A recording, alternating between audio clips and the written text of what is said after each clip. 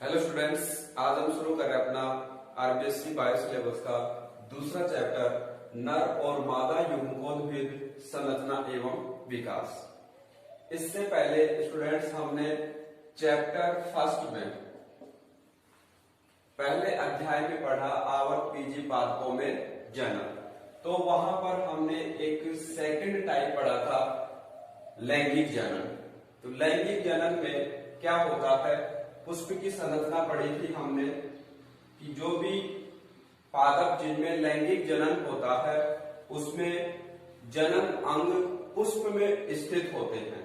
तो उन जनन अंगों के बारे में हम यहाँ पर चर्चा करेंगे, नर और मादा युग्मकोद्भिद। तो स्टार्ट करते हैं हम दूसरा चैप्टर। सबसे पहला जो टॉपिक अपना इसमें दूसरे चैप्टर में वो है नर युग्मकोद्भिद। नर युग्मकोद्भिद क्या है, जिसमें नर जनन संरचनाएं बनेगी, वो नर युग्मकोद्भिद है।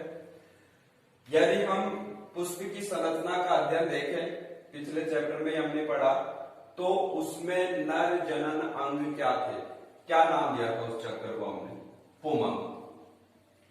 और पुमंग है उसकी एक इकाई को क्या कहते हैं, पुंकेसर। और पुंकेसर का ही दूसरा नाम है लघु बीजाणु पर्व। पुंकेसर इकाई है नर जनन अंग की। फिर हमने पुंकेसर का भी अध्ययन किया था जो पिछले चैप्टर में। एक जो पुंकेसर है उसकी जो सामान्य संरचना है वो इस प्रकार से हम दर्शाते हैं। उसमें तीन संरचनाएं हैं। कौन कौन सी? एक परागकोश, एक उतंतु, और इन दोनों का जो संधि स्थल है उस संधि स्थल को योजी कहते हैं। ठीक है। तो सबसे पहले हमने क्या बताया कि जो पहले अध्याय में हमने पढ़ा कि जो पुष्प में संरचनाएं हैं, जैसे ये मादा संरचनाएं थी, ये नर संरचनाएं थी। दोनों संरचनाएं पुष्प में हो सकती है, द्विलिंगी पुष्प है तो, अन्यथा एक संरचना भी हो सकती है नर जननांग या मादा जननांग, यदि पुष्प एक लिंगी है तो नर युग्मकोद्भिद बात करेंगे उसमें नर जनन अंग की। तो नर जनन अंग है पुष्प का कौन सा भाग? पुमंग।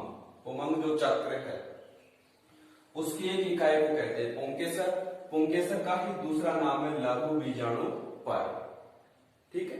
फिर हमने पुंकेसर का सामान्य अध्ययन पढ़ा पहले चैप्टर में भी, और यहाँ पर भी हम देख रहे हैं पुंकेसर के कितने भाग हैं? तीन भाग। कौन कौन से? उतंतु, योजी और परागकोश। तो इनमें जो सबसे महत्वपूर्ण संरचना है वो है परागकोश। कौन सी संरचना है? परागकोश।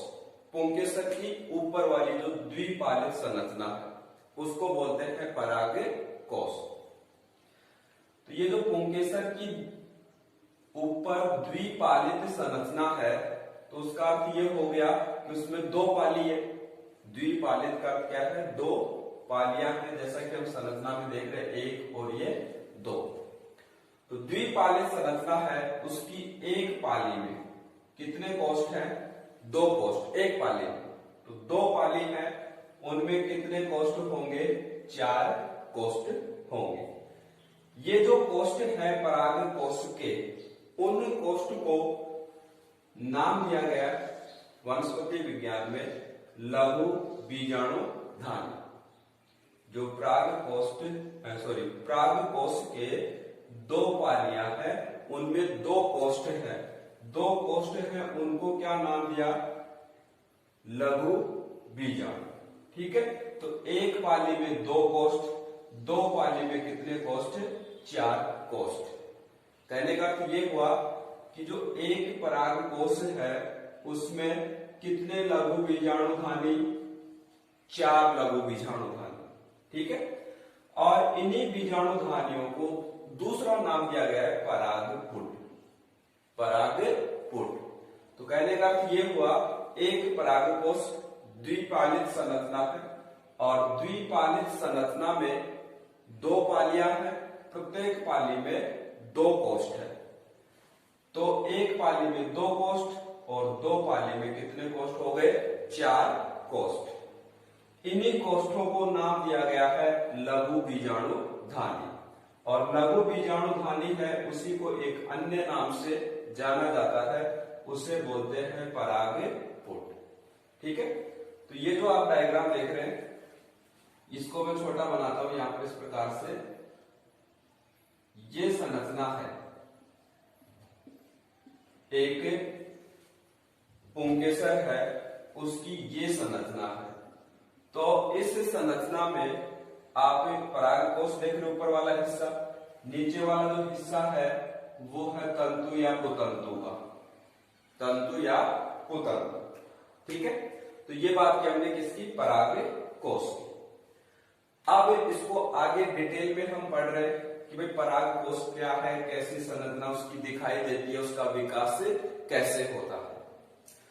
तो स्टूडेंट्स, ये जो नर जनन अंग पुमंग, पुमंग की एक इकाई पुंकेसर, और पुंकेसर की ये 3 भाग, उन तीनों भागों में से सबसे महत्वपूर्ण भाग कौन सा? परागकोश। परागकोश है उसकी अब आगे हम संरचना पढ़ रहे हैं।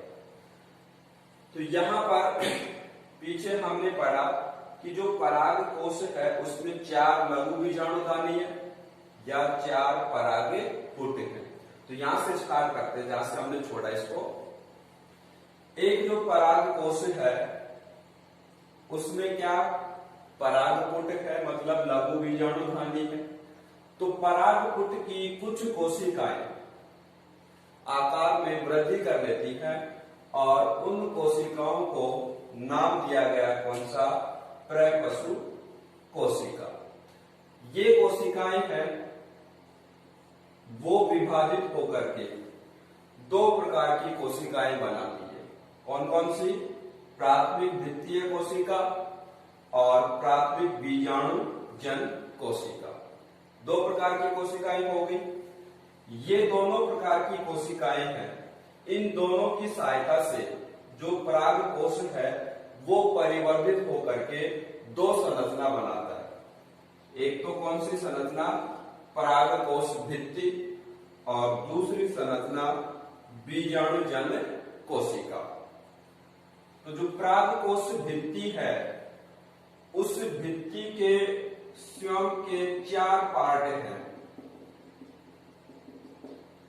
परागकोश भित्ति के स्वयं के 4 पार्ट हैं। वो पार्ट आपको यहाँ पर जो परागकोश का अनुप्रस्थ काट का डायग्राम दिख रहा है वहां पर दिखे। ठीक है, कौन कौन से भाग? सबसे पहले बाह्य त्वचा, उसके बाद में अंतःस्थिशियम, उसके बाद में मध्य स्तर है, और सबसे अंदर की ओर टेपिटम स्तर है। ठीक है, और टेपिटम स्तर के अंदर तो ये संरचनाएं दिख रही है, ये टेपिटम स्तर, उसके अंदर जो संरचना दिख रही है वो संरचना कौन सी है? बीजाणु जन उत्तक। तो वो दूसरा पार्ट हो गया किसका? परागकोश का। ये संरचना है, उसी का हमने यहाँ पर क्या बनाया? टीएस, अनुप्रस्थ काट, परागकोश का अनुप्रस्थ काट। जब परागकोश का अनुप्रस्थ काट की अध्ययन करते हैं तो उसमें 2 प्रकार की संरचना है, एक तो परागकोश भित्ति और दूसरा बीजाणु जन कोशिका। परागकोश भित्ति के 4 पार्ट है और बीजाणु जन कोशिकाएं हैं वो आगे जनन संरचना बनाएंगी। तो ये सुरक्षात्मक आवरण जिनके अलग अलग कार्य हैं जो कि हम आगे पढ़ेंगे अभी।